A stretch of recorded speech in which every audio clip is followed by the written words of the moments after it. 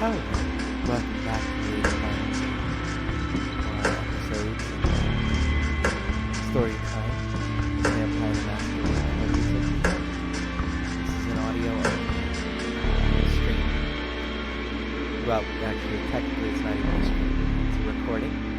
Available only on YouTube, usually on Tuesdays. If you would like to join us for our live games, at this moment we are taking adventures in Thetis, the Ferelden, through all the lands of Dragon Age. We're currently playing Dragon Age Origins, and we'll go to Awakenings, then we'll do Dragon Age 2, then Dragon Age Inquisition, and then hopefully they'll have Dragon Age 4 available at that point. Those are at this moment live on Sundays at 1:05 p.m. The Vampire the Masquerade Coteries of New York is available on YouTube on Tuesdays. And any of our other available content is up on OnlyFans. So you're also welcome to join us there. Last time we were doing Vampire the Masquerade Coteries of New York, we had already made decent okay friends with the Sheriff of New York.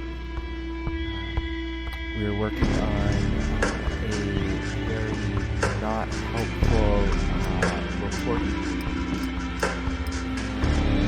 I believe we are also friends with another vampire who is a private eye. I'll be honest, I don't remember exactly where we were. We also have a gang growl from the park that we're trying to get to join us, as well as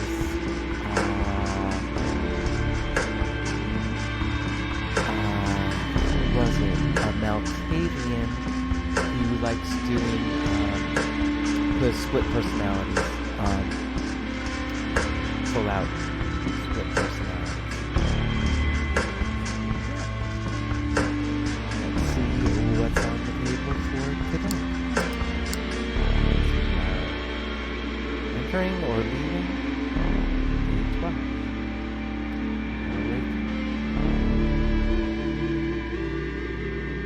This is the private eye. Sometime since your last visit to Red Hill. Probably get back to D'Angelo and see if he's managed to figure out how to handle the same. Because we had solved the puzzle of who the vampire was that was giving away their kills. In the sense of making it obvious who they were when they did that. There's somebody watching you part 2. Last time you failed to resolve the situation with your stalker. You have to get a handle on that one way or another. Benoit believes the time has come for you to meet Father Anthony. And then there's the Tremere, who I am staying away from. But evidently I need to rest first. So we're gonna do that. Sophie requests your presence tonight, and it seems urgent. You find her already waiting for you, and clearly pondering something. It takes a few minutes of awkward silence before she speaks. I require your assistance, Jade. There's a matter of great importance that I need to ask you to resolve for me. You will find what I'm about to say surprising, I'm sure, but I need you to hear me out. I need you to contact an important Anarch figure in NYC and arrange a meeting for us.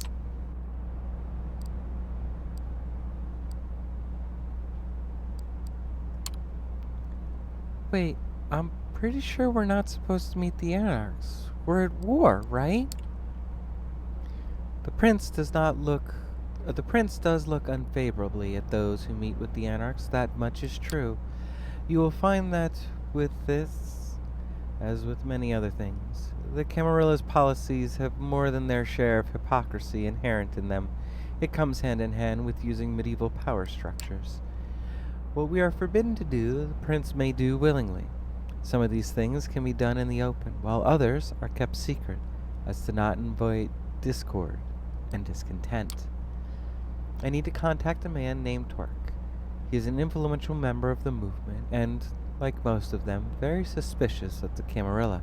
That's why I'm sending you to extend my invitation.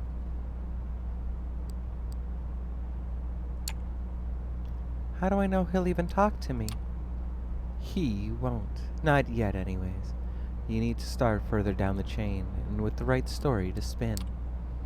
From my limited sources adjacent to the movement, I've gathered that your best chance to speak to Torque is to first meet with this right-hand woman, Mia. She's a regular at a club called the Leech Pit. I think it would be best if you presented yourself as an anarch hopeful, a fledgling looking for a place of belonging. Only after you talk to Torque directly should you mention my name and the meeting.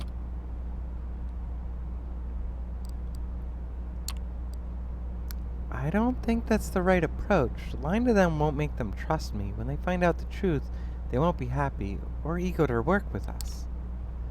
That might be true, but if you tell me outright that I sent you, she's likely to cut you off. She hates our sect, and it'll be difficult to make her listen to reason. After tonight, I suggest that we do not speak of this again until you arrange the meeting. There are many who would jump at the chance to use this against me. Or us. With Kaiser, you have proven that you can get the job done, even if it requires additional legwork.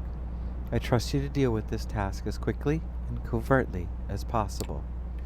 Forgive me, but that's all the time I can spare tonight. What I'm asking of you is just a part of the bigger whole. Trust me, it will all be worth it. Okay, I'll do my best. I know you will. Check with Gregory for the address of the Leech Pit. Have Maya introduce you to Torque. When she does, tell him I wish to meet. Let him pick the time and place, but let it be soon. If he proves too guarded, tell him I have something that will help him gather allies against Boss Callahan. That should pique his interest. Good luck, and obviously, not a word about this to anyone else, not even any new friends you might have made in recent nights. This stays between us. The way she says that final sentence suggests a not-so-veiled threat, but her warm smile belies that impression. You want to keep her trusting you. You wouldn't want to disappoint her. Gregory gives you the address. The club is in Brooklyn. Apparently, it's some kind of heavy metal bar with a dedicated concert space. Time to pay this Mia a visit. The place is teeming with people. You arrive in the middle of a concert hall. The music is loud, almost deafening, and it takes you a while to get used to it. This is not your scene at all. You can barely focus through the moment, grit your teeth, and decide to bear it. The sooner you find Mia, the sooner you'll get out of this hole. A group of a few dozen patrons are tightly packed together. The smell of their sweat and excited blood overwhelms you momentarily. It's with some difficulty that you turn to grasp the hand. You've heard your share about the end and how they fit into the call, but you only had your short encounter with one part of the day after a that night event was the whole of the closing party, but you're keeping your guard up.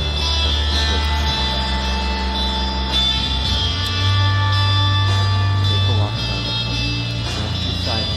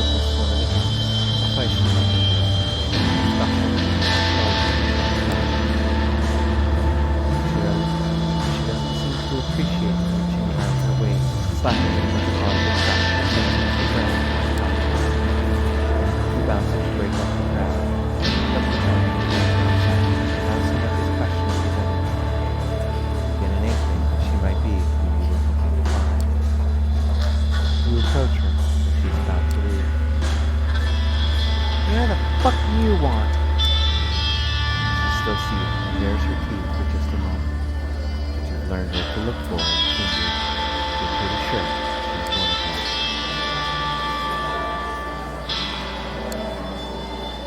I'm kind of new to this whole being dead thing.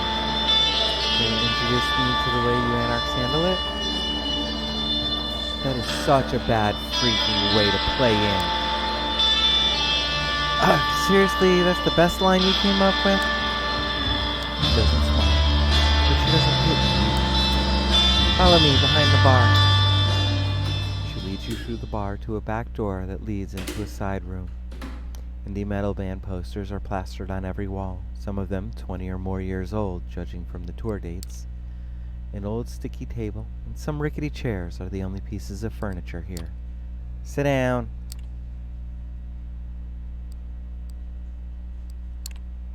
Sure. You take a seat as the woman leans against one of the walls. The name's Mira. I'm guessing your visit here isn't a happy coincidence. I don't know you, so you're either new in New York or kept an outstandingly low profile. Both sound suspicious. So before we take these pleasantries further, answer me this. Who do you run with?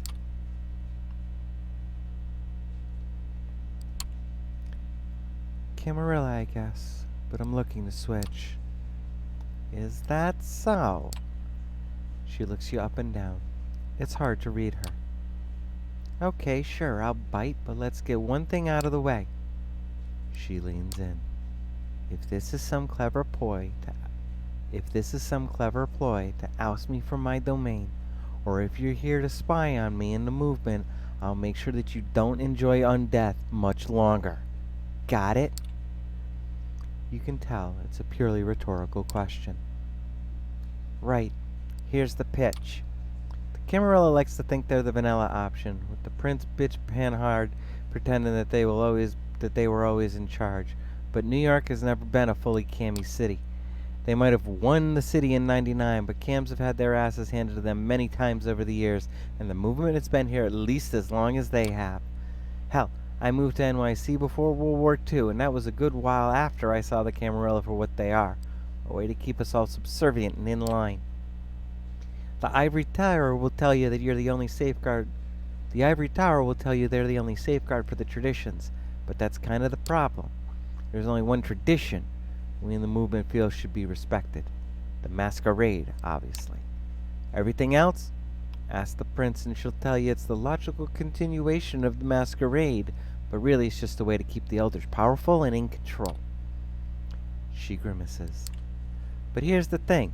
For all the talk of us bloodsuckers being solitary creatures, we need a community to keep up the masquerade. Community? Yes. But authority? Not so much. We need a council of peers to keep the assholes and power-drunk fledglings in check, but not a feudal prince to tell us where to feed or who to hunt down and when they step on her toes. She takes a brief break from her indignant rant.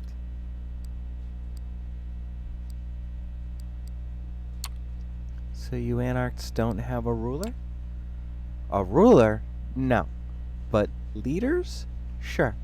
Most follow old boss Callahan's lead.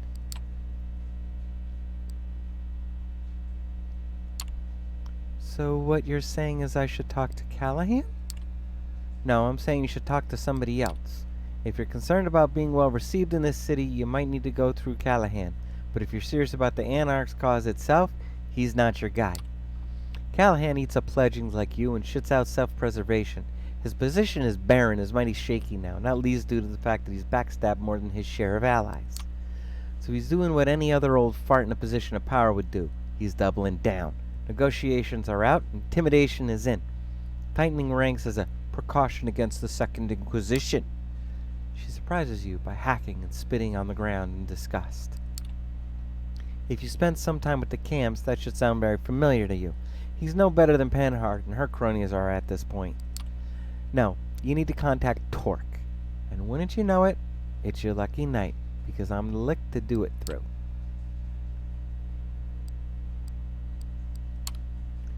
How is he different from Callahan? Motherfucker, you're really asking for it. Her anger flares up again. I'll pretend that was just a naive question and not a hard-ass jab. Torque is a leader, a local baron who's overseen a small domain, but doing a very good job of it. Callahan knows this, so he's giving him shit, Torque has taken it like a champ. He's smart like that. For one of us rebels, he's got the patience of a saint. Makes you think back to how things used to be back when, if the stories are to believe. Anyway, you want to meet him? I'm gonna require a good you want to meet him? I'm gonna require a show of goodwill first. That's fair. What do you have in mind? She flashes you a mischievous half smile. I appreciate your readiness, but I don't have the details just now. Ask for me at the bar when you're able. I'll leave something for you and we'll take it from there. Now, come on, I gotta go. She walks you out of the bar, and you go your separate ways. Seems like there's nothing more to do than return here later and see if Mia can help you contact Torque.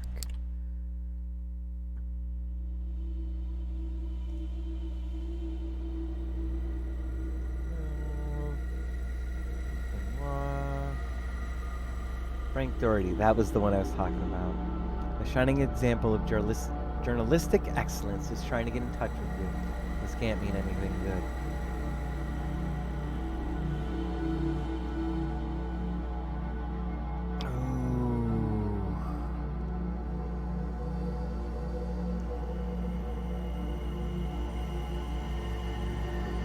Yeah, I want to do this. Hope is the Malkavian I was telling you folks about earlier. When you reach the cafe, you're welcomed by the familiar face of the waiter who first led you inside. You exchange looks and nods. He hides his vape pen in the back pocket. She's been expecting you. Something happened to her car and she's hasn't exactly left her room ever since. He scratches his head, shrugs, and gestures at you to follow him. It's the same route as before. First, beyond the locked door at the end of the room with all the computers, then into an endless and then into an endless gray labyrinth. Finally, you reach a door that would look like any other to a random bystander. Of course, by now, you know that hopes have lies. Of course, you know by now that Hope's haven lies beyond it. The waiter bids you adieu with an exaggerated bow and starts walking back to the cafe. You enter the familiar room. This time, the lights are on inside. Hope is inside, walking around nervously, overseeing every screen in sight. When she spots you, she wastes no time on introductions. Karen Montgomery, what do you know about her?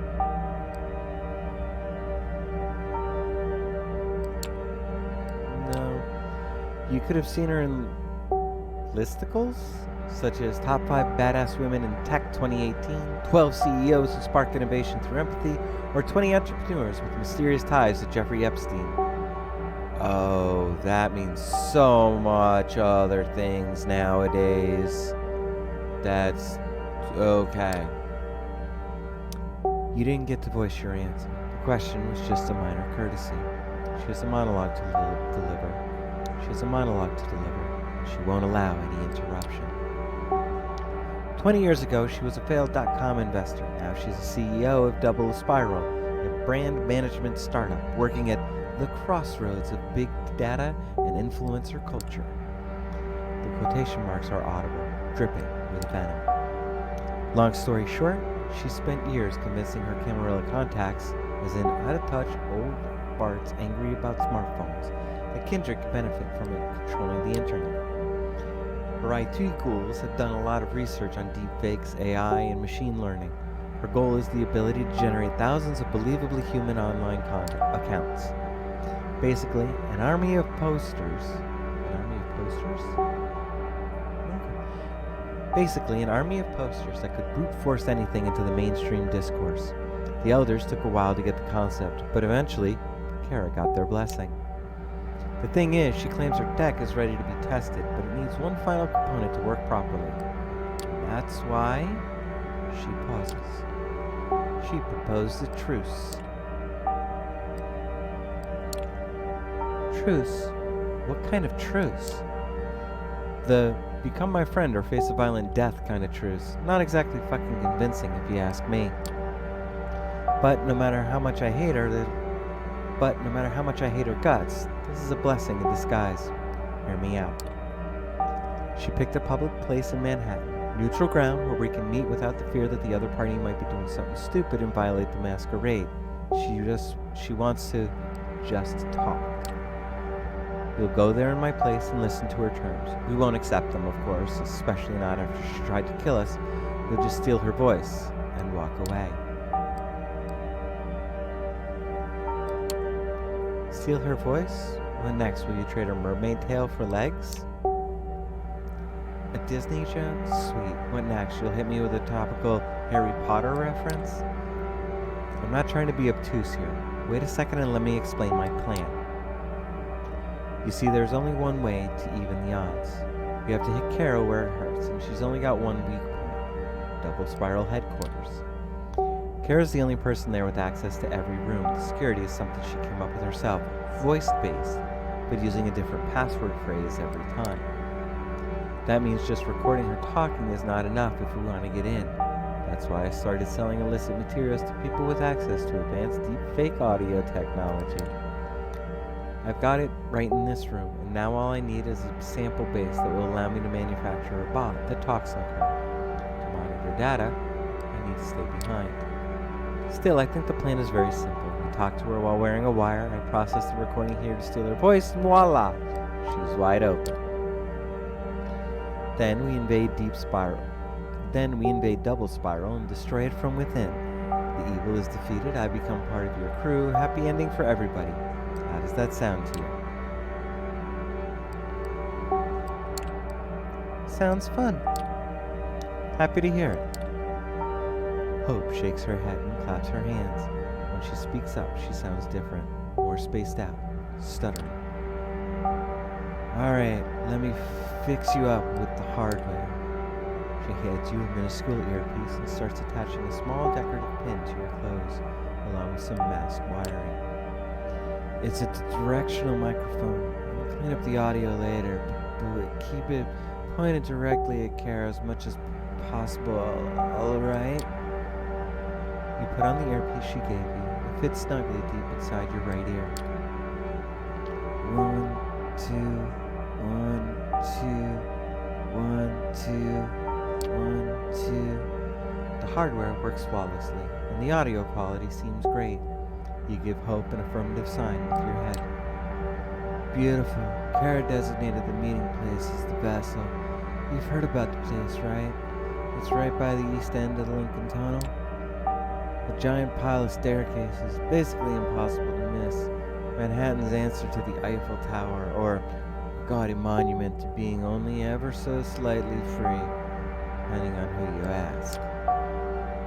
I'd drive you there, but my car's still in the shop, and I don't want to risk being spotted by Kara's people. And I need to process this voice data from here. Which means I have a perfectly acceptable number of excuses for not letting myself get anywhere close to that demonic old hag. You involuntarily roll your eyes a little bit. Hope sits in front of her screens, pretending not to have noticed.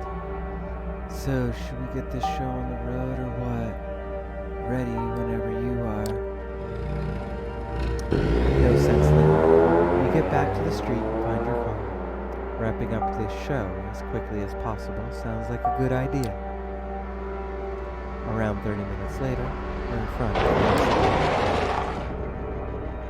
the Hope's description, a giant pile of staircases, wasn't particularly helpful.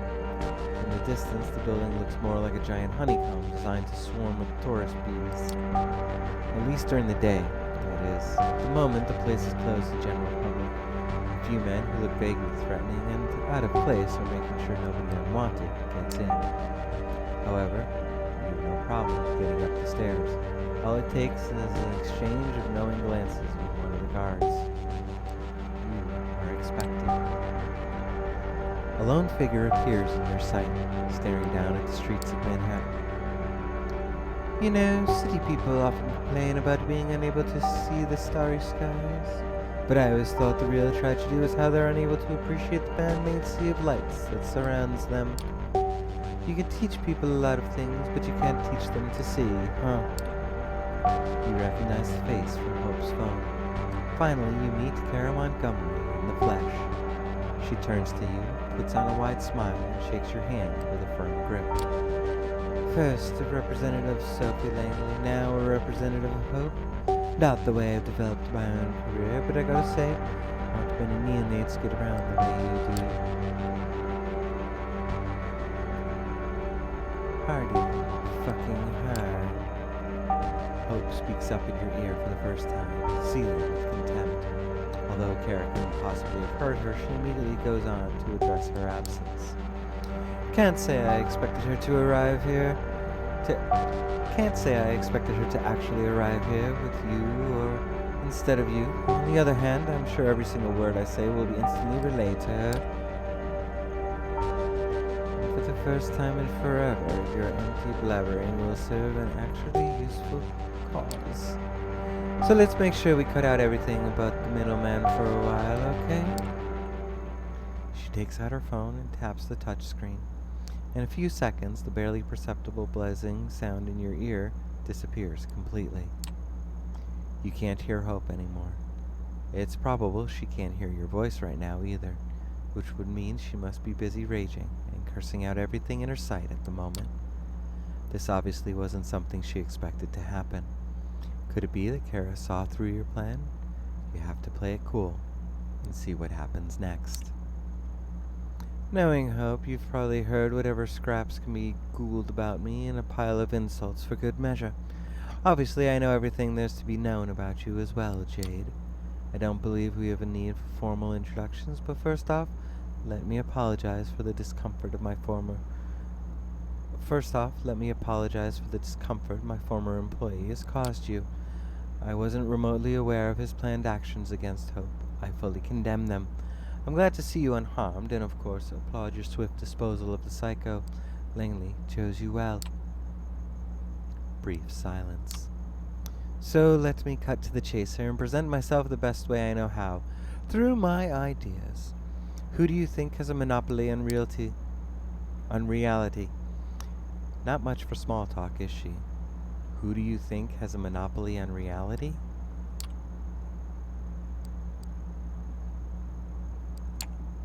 Corporations do. That's a fairly typical answer, very 21st century sounding. Have they succeeded in replacing the state here, though? She signals to someone behind you. For a while, you've been watched by Kara's men who circle around the staircases, presumably her ghouls. One of them sets off downstairs. You know, Bolivia just had a military coup, hundreds of new accounts posting but nothing but Bolivian politics in English, set out to convince every random person online that the US wasn't to blame. Sloppy work, if you ask me. Now imagine this. A 17-year-old K-pop fan from Ohio writing an entire thread about how her relatives in La Paz are actually glad the president is gone. A film reviewer with a side interest in politics selling you a CIA-approved narrative about Evo Morales. An approachable fitness guy explaining the situation to you in simple terms, just like it is. Animated voice, expressive gestures, and steady eye contact. She's taught herself how to project a good image, but isn't a natural yet. At times, it feels as if she is screaming to you to trust her. It's not hard to emulate the masses. Reach out to one of those Eastern European troll farms, and bang, a few hours later you have a clone army that will instantly voice their support for any cause. You'll spread your message, but you won't foster a new culture that serves your goals, won't masquerade your messaging as independent thought. For that, you need personalities, not the masses. But the ability to emulate personalities, a whole different ballgame. Not a craft, but an art. You need to understand your fabrication so deeply that you start to hate it, and then learn to love it. If you want to make a bunch of those personalities follow one agenda, you need a once-in-a-lifetime team to achieve that. A like-minded artistic collective, both ambitious and obedient. Even though you can't hear Hope's voice in your ear right now, you can swear you hear her in Kara's speech. It's the exact same tone she was using when monologuing in the car. One of them must have been a big influence on another. Or perhaps they used to be in a position where they both shaped each other's personas. Hard to say. One thing is for sure, and that is Hope must be absolutely furious right now. Is it possible that Kara knew about her plot? Fingers crossed she doesn't. The state is satisfied when an account that went unused for 5 years suddenly starts yelling imperialist propaganda into the void. The aging corporations are too set in their ways. But imagine a fresh startup that enables the proliferation of ideas adjacent to the prince's plans for the future. Now imagine getting into bed with the biggest corporations and agencies. So many unlives that could be improved or even saved from the raids of First Light. I have the infrastructure, I have the elder support. All I need now is a mastermind at the center of it all. Hope. Yes, hope. She looks down and takes in the scenery below for a while.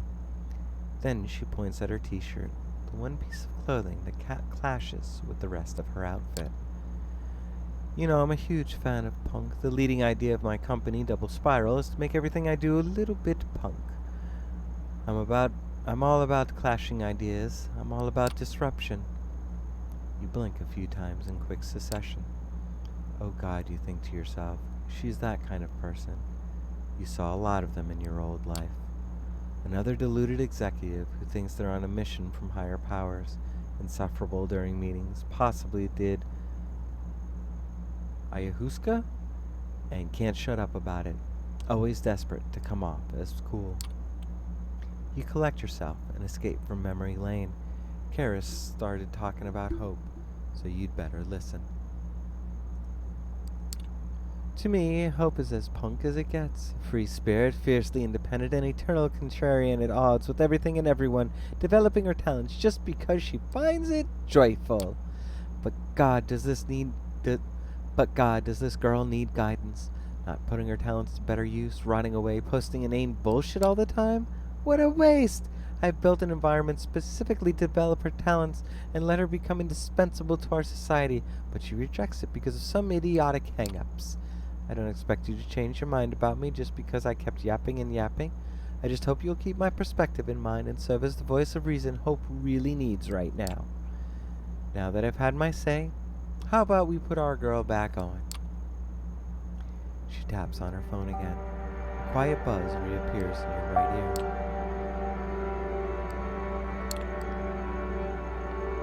This is a better safe than sorry kind of thing, isn't it? There's no one listening in. Maybe you're right. Maybe not. She's 100 years too early to even think of accessing my comms. She's bullshitting you. Don't sell her anything but bullshit in return. Look who's back. Don't worry, she should have heard everything. I just wanted to spare you an annoying commentary track while I introduced myself. Excuse me for a second. One of Kara's guards approaches to show her something on his phone. Hope uses the distraction to get you up to speed with how things are on her side. Yeah, for a second there I was about to rage that the hag had gotten the better of us, but hey, go figure. She just wanted to take a piss in my Cheerios. The plan worked. I have a lot of data with her monologuing and some private sources, but the more we gather, the better.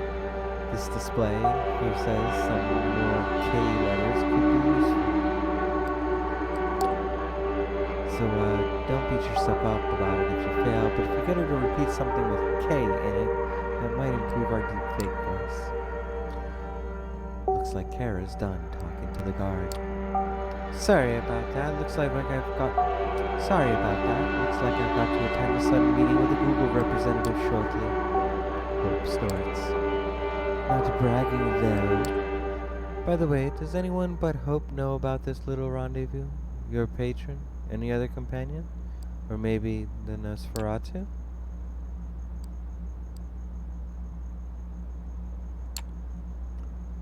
So, what if it's the Nosferatu? Kara's face takes on a hard expression. When she starts talking, she takes great pains not to say too much. Word of advice, kid. Kaiser's not in this business to be kind to strangers. Kaiser's only got Kaiser's interest in mind and nothing else. He might not let it show, but he's always in a kill or be killed mindset. If you're doing business with him, keep it in mind at all times. Hope lets out a quiet, triumphant howl. Well, the screen tells me this should be all the K we need. Good job. Kara decides to change the subject. Anyway, no offense, but since Hope's not here, I really have to rush. Honestly, I feel a little insulted that she set up this meeting and didn't even bother to show up. Insulted and suspicious, her tone of voice betrays her. She might have some good instincts. Too bad she didn't trust them here. Still, out of respect for Langley, I decided to have this talk with you. To explain you why I'm an asset to the Camarilla, and to explain why the elders need Hope by my side. What the worm-brain hag has here forgot to mention is that the elders don't give a shit about me.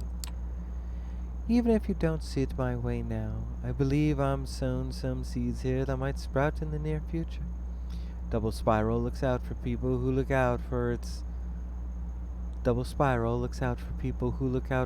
is all I'm saying. But before I leave, there's one thing I really wish I knew. Back when I knew her, she was a different person, or different people, depending upon how you look at it. Why does she fight against me so much? What's her motivation to resist so much? What's her motivation? Good question. She's never shared it with you. Answer whatever you want, but A, you better lie through your teeth. B, get her to say V a few times if you can. It might improve a few shortcomings of our deepfake software. What's your answer?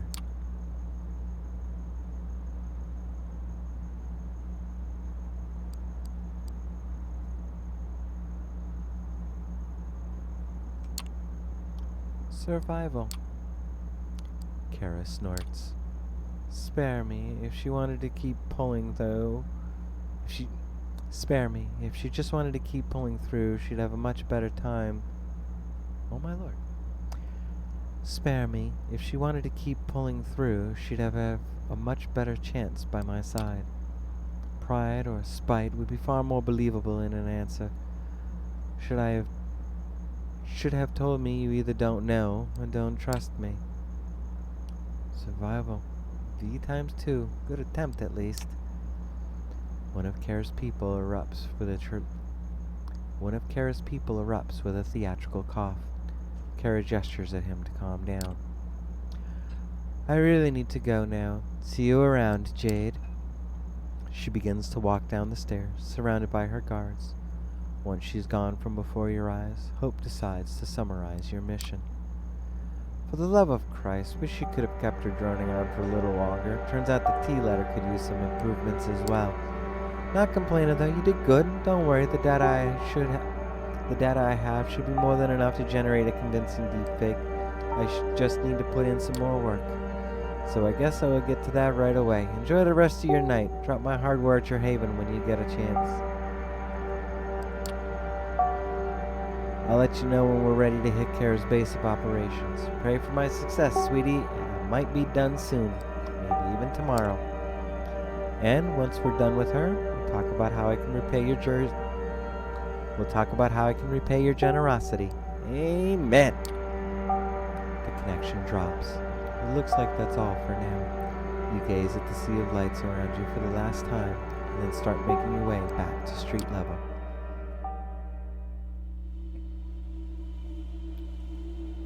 Yeah, I do need to rest.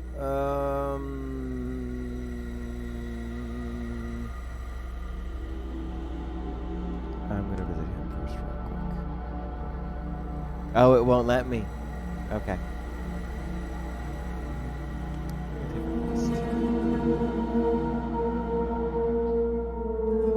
You arrive at the leech pit, finding it less rowdy than the last time. The bar is still packed, but the dance floor is empty tonight. Instead, low crackling speakers are playing music that would probably sound like noise, even on high-end hardware.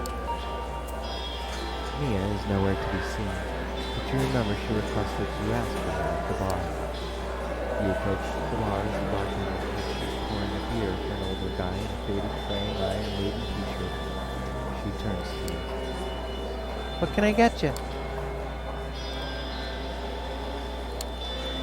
Is Mia around? No, she's not in tonight. She looks you up and down, and a spark of recollection shines in her eyes. Oh yeah, that's right. She takes a well-worn book from behind the counter. Some kind of young adult vampire novel? Flips through it. She produces a piece of paper from between the book's pages and passes it to you. She told me you'd be interested in reading this. You find a relatively quiet corner. Take a look at the note. He wants to meet you. I'll arrange it, but you need to prove you're trustworthy. Look around the peach pit for a guy named Bruce. Buff dude, tattoo sleeve on his right arm. 90% sure he's somebody's retainer, so he will spy on us by the can. Get the name of his master, and write it on his card, and then return it to the bar. It doesn't take you long to locate this Bruce guy. He sits alone in the corner, 2 beer glasses already empty on his table. You take a moment to consider your approach. Talkative, ask for Professor in the front, feeding opportunity. Not here in doing this, but but if I feed, will that?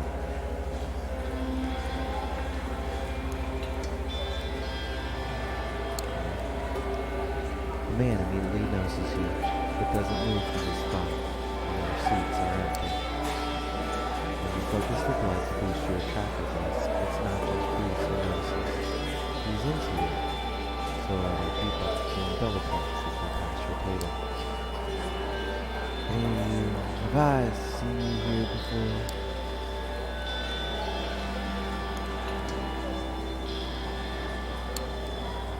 I don't think so. It's my first night here. Hey, I'm lucky I'm here tonight then.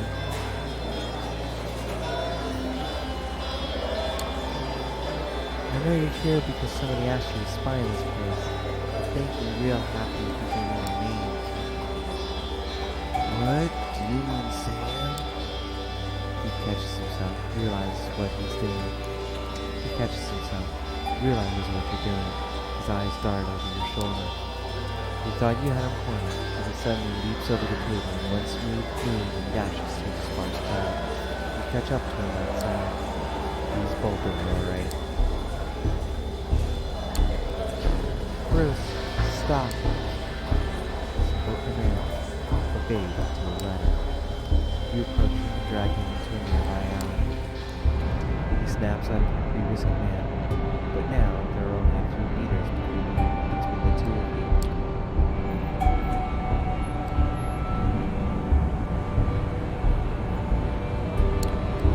Listen, cover is blown. I was told who you are.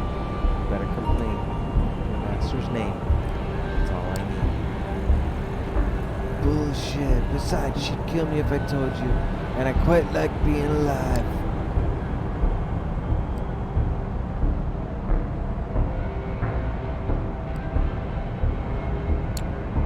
Here's the deal. You tell me your master's name, and you save yourself a world of hurt.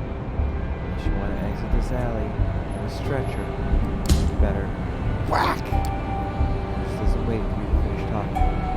He jumps at you, kicking and punching with dizzying speed. It takes you by surprise and puts you on the defensive. Just as you're about to retaliate, he breaks away and jumps the fence at the end of the alley. He's going into parts of the city unknown.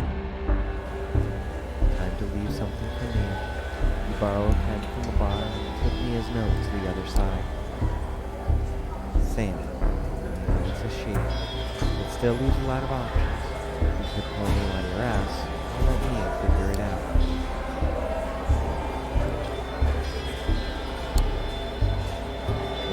For a name, if all you have is a fragment in the gender, you'll have to do. You drop down a note.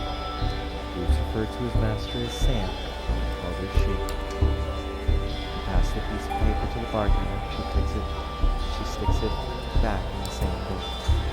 Hold on 1 second. She wanted me to pass something on to you. She produces a cell phone from behind the counter. It's ancient. It's 15 years out of date. Oh, right. And this. Charger from a piece of junk in your hand. I really did think of everything. She said she'll be in touch. It takes you a moment to remind yourself how to operate this thing, and you find that its phone book is blank. There's no Wi-Fi connectivity and no saved messages. Instead, a version of Snapchat. I actually remember that name, that game. Bartender's already over at the other end of her domain, taking orders from patrons. There ain't our contact nowhere in sight, and decide to move on for the night.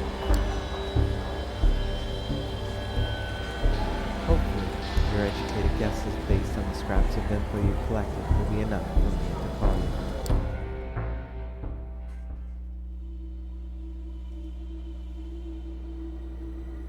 We're not doing that yet.